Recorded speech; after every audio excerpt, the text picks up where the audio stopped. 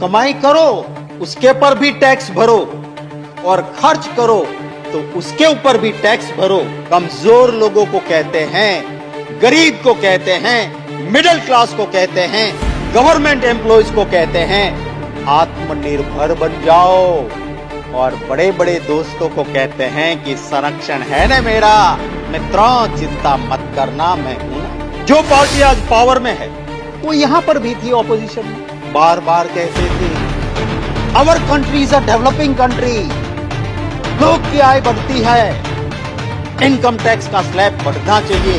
वित्त मंत्री जी तो जो है ना बहुत शालीन, बहुत अच्छी, वो जवाहरलाल नेहरू यूनिवर्सिटी में पढ़ी हुई है, JNU, जिसको आजकल ये लोग देशद्रोहियों का अड्डा कहते हैं, पर वहां से बड़े बड़े अच्छे लोग निकले। वो तो उसी JNU में से उसने जीवन साथी भी पसंद किया, और वो जीवन साथी है जिसके संस्कार और बैकग्राउंड सारा कांग्रेस का खानदान का रहा है। ऐसा जीवन साथी भी JNU से मिला। GST, नोटबंदी और कुछ गलत नीतियों की वजह से एक मुश्किल से दौर से गुजर रहा था, और उसी वक्त पे कोरोना की महामारी ने एक बहुत बड़ा झटका दे दिया। बहुत लोग बर्बाद हो गए। एक उम्मीद की आस की किरण थी कि भारत सरकार का बजट आएगा, हमारे लिए कुछ सुनहरा चांद खिल जाए। मुझे कहना होगा देशवासियों की उन उम्मीदों को धूमिल कर देने वाला ये बजट लेके आई है। कमाई करो उसके पर भी टैक्स भरो और खर्च करो तो उसके ऊपर भी टैक्स भरो, यह कहने वाला ये बजट ये सरकार लेकर आई। एक ही मां के दो बच्चे होते हैं, एक छोटा बेटा होता है, एक उम्र में बड़ा मजबूत हुआ बेटा होता है। दोनों बेटे अपने होते हुए मां छोटे को गोद में बिठा के खिलाती है, और अगर बड़े के पास ज्यादा है तो लेके उसको देती है छोटे को। मां ये नहीं कहती है छोटे बेटे को आत्मनिर्भर बन जा, आत्मनिर्भर बन जा, तेरी सुरक्षा की मुझे कोई जरूरत नहीं। यहां तो उल्टा हुआ, कमजोर लोगों को कहते हैं, गरीब को कहते हैं, मिडिल क्लास को कहते हैं, गवर्नमेंट एम्प्लॉयज को कहते हैं आत्मनिर्भर बन जाओ। और बड़े बड़े दोस्तों को कहते हैं कि संरक्षण है ना मेरा, मित्रों चिंता मत करना, मैं हूं ना। यह परिस्थिति वाला ये बजट जो आया है, तब माननीय उपसभापति महोदय जी, जो पार्टी आज पावर में है वो यहां पर भी थी ऑपोजिशन में, बार बार कहते थे our country is a developing country, लोग की आय बढ़ती है, इनकम टैक्स का स्लैब बढ़ना चाहिए, कम से कम 10 लाख हो जाना चाहिए। आपने उस स्लैब में कोई बढ़ोतरी नहीं की, आपने ATC में कोई बढ़ोतरी नहीं की। हाँ, कुछ कुछ किया आपने। वो कैसा किया?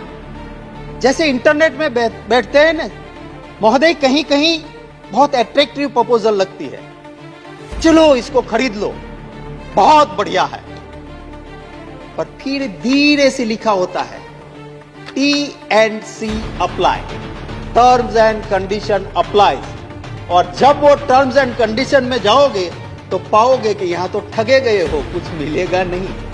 इस बजट में भी ऐसा है। लफ्ज हुआ सीनियर सिटीजन। सीनियर सिटीजन 60 साल में आ जाता है, ये नई डेफिनेशन लेके आए 75 साल। जोर जोर से कहा गया कि उसको टैक्स नहीं भरना होगा, इसको रिटर्न नहीं भरना होगा।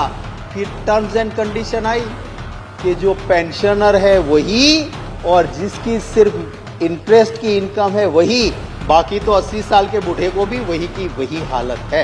इस बजट की वजह से इलेक्ट्रॉनिक सामान, सूती कपड़े, सिल्क, प्लास्टिक, लेदर, ऊर्जा उपकरण, कपड़े, LED बल्ब, फ्रीज, AC, सब कुछ महंगा आप करने जा रहे हो। ये सब महंगा होगा, आपका टैक्स का डंडा पड़ रहा है उसके ऊपर। हम सब यहाँ पे स्टेट्स को रिप्रेजेंट करते हैं, हम राज्यसभा के मेंबर हैं, हमारी जिम्मेवारी है स्टेट के इंटरेस्ट को प्रोटेक्ट करने की। ये सरकार क्या कर रही है? 14वें वित्त आयोग ने कहा है कि जो भी टैक्स लेगी भारत सरकार 40% स्टेट को देना पड़ेगा। ये सरकार टैक्स की बजाय सेस लेने जा रही है, इसलिए कि सेस से पैसा आएगा राज्य सरकार को उसका हिस्सा नहीं देना पड़ेगा। ये जो पॉलिसी अपनाई है, मैं इसका विरोध करता हूं। माननीय महोदय, मैं ये जरूर कहूंगा कि वित्त मंत्री जी तो जो है ना, बहुत शालीन है, बहुत अच्छी है। वो जवाहरलाल नेहरू यूनिवर्सिटी में पढ़ी हुई है, JNU, जिसको आजकल ये लोग देशद्रोहियों का अड्डा कहते हैं, पर वहां से बड़े बड़े अच्छे लोग निकले हैं। पर ये बजट में एक दिक्कत है, इसमें वित्त मंत्री का दोष नहीं है। जिस कैबिनेट में मंत्री अपना PA या PS नियुक्त करने में आत्मनिर्भर नहीं हो, वो बजट आत्मनिर्भर कैसे होगा? तो उसमें वित्त मंत्री जी का मैं दोष नहीं मानता हूं। वो तो उसी JNU में से उसने जीवन साथी भी पसंद किया, और वो जीवन साथी है जिसके संस्कार और बैकग्राउंड सारा कांग्रेस का खानदान का रहा है। ऐसा जीवन साथी भी JNU से मिला है।